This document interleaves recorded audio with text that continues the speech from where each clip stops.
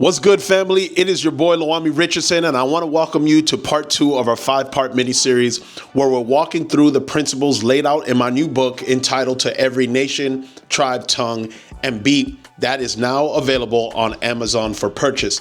Now, in this series, we're exploring the book of Revelation, specifically Revelation 14 and verse 6, and the everlasting gospel that must be preached to every nation, tribe, tongue, and people.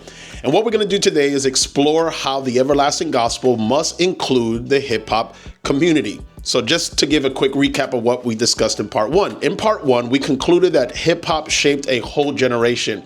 And the question I wrestled with while putting this book together was, does the gospel have a mandate to reach that very community? And I left you with a promise, and that there was one word that changed everything for me. The one word that changed how I understood the gospel and who the gospel was always for.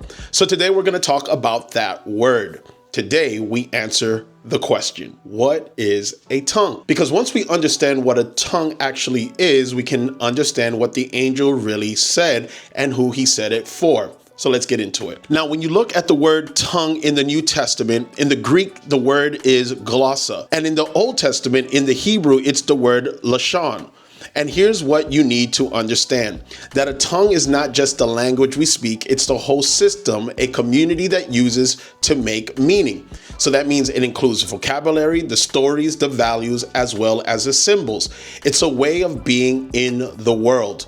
Now watch what David said, the psalmist, the poet in Psalms 45 and verse 1. And I'm convinced if David were living in 2026, he would be a spoken word artist, a poet, or even a rapper. But here's what he wrote. He said, "My tongue is the pen of a ready writer."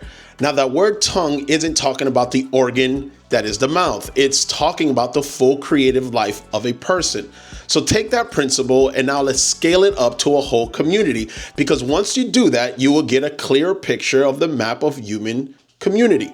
Now, here's something that jumped out at me when I studied Revelation. That phrase, every nation, tribe, tongue, and people, appears 7 times. 7. And if you understand the symbolism in Daniel and Revelation, then you know that in the Bible, prophecy number means something.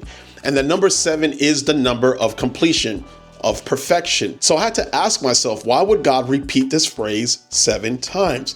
And it's because the everlasting gospel is a complete message. It is a message intended to go into the entire world, to every nation, every tribe, every tongue, and every people. Now, let's break down what each of these words mean. The word nation, that's the cultural, ethnic makeup of a community. The word tribe, that is a kinship, the family within the community. The word tongue, that's how they communicate. And the word people, that's everyone in that community who's saved by covenant. So check this out. When you map out the complete human community, it has to include the culture, the families, and the kinship, and the way that they communicate, and the people who are brought into covenant with God. So if the tongue means culture, then guess what? Hip hop qualifies as a culture that the 3 angels' messages must reach. And look at Revelation chapter 7 and verse 9. It shows the redeemed coming from every tongue, standing before the throne. That means that diversity isn't erased in salvation. It's actually redeemed. And we're going to see people from every walk of life, from America to Brazil to Europe to every nation, every tribe, every tongue, and every people standing before God. So the tongue means culture, and if that's the case, then hip-hop qualifies as one of the places that the everlasting gospel must go. Now, that's all we're going to cover in part 2, but next time in part 3, I'm going to challenge something, because everything you think hip-hop is might be entirely wrong.